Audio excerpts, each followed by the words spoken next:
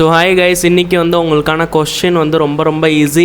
டிக்ஷனரிஸோட வீடியோவை பார்த்தீங்கன்னா உங்களால் ஈஸியாக சால்வ் பண்ண முடியும்.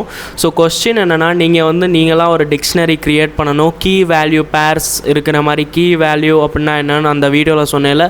ஸோ கீ வேல்யூ பேர்ஸ் இருக்கிற மாதிரி நீங்கள் ஒரு டிக்ஷனரி க்ரியேட் பண்ணணும். ஓகே, அண்ட் யூசர்கிட்ட இருந்து இன்புட் ஃபங்க்ஷன் இருக்கும்னா இன்புட் ஃபங்க்ஷனை யூஸ் பண்ணி யூசர்கிட்ட இருந்து இன்புட் வாங்கணும். என்ன இன்புட் வாங்கணும்னா கீயோட இன்புட் வாங்கணும். சரிங்களா? ஃபார் எக்ஸாம்பிளுக்கு நீங்கள் D1 அப்படின்னு ஒரு டிக்ஷனரி க்ரியேட் பண்ணியிருக்கீங்கன்னு வச்சுக்கோங்களேன்.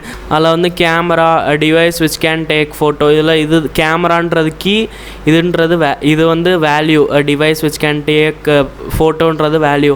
ஸோ இந்த மாதிரி நீங்கள் நிறைய கீ வேல்யூ பேர்ஸாக நிறைய இது எழுதிக்கோங்க. இந்த ஒரு டிக்ஷனரி க்ரியேட் பண்ணிட்டு எழுதிக்கணும். நீங்கள் யூசர்கிட்ட இருந்து இன்புட் ஃபங்க்ஷன் யூஸ் பண்ணிட்டு இன்புட் வாங்கணும். என்ன இன்புட் வாங்கணும்னா இந்த கீ இருக்குல்ல, இந்த கீயை இன்புட் வாங்கணும். நீங்கள் வச்சுருக்கிற டிக்ஷனரியில் இருக்கிற ஏதாச்சும் ஒரு கீயை இன்புட் வாங்கணும். எப்படி வேணாலும் நீங்கள் பண்ணுங்கள். ஃபஸ்ட்டு உங்களோட டிக்ஷனரியில் என்ன இருக்குன்றதை பிரிண்ட் பண்ணி அடுத்து கூட என்ன வேணாலும் பண்ணுங்கள். சரிங்களா? அடுத்து நீங்கள் கடைசியில் இன்புட் பண்ணுற ஃபங்க்ஷனை யூஸ் பண்ணிட்டு யூசர்கிட்டருந்து இன்புட் வாங்கிக்கணும். அண்ட் அவங்களுக்கு என்ன அவுட்புட் கொடுக்கணும்னா, இந்த இப்போ அவங்க கேமரா அப்படின்றத என்டர் பண்ணாங்கன்னா அதுக்கு device which can take photo, அந்த மாதிரி அவுட்புட்லாம் அவங்களுக்கு வரணும்.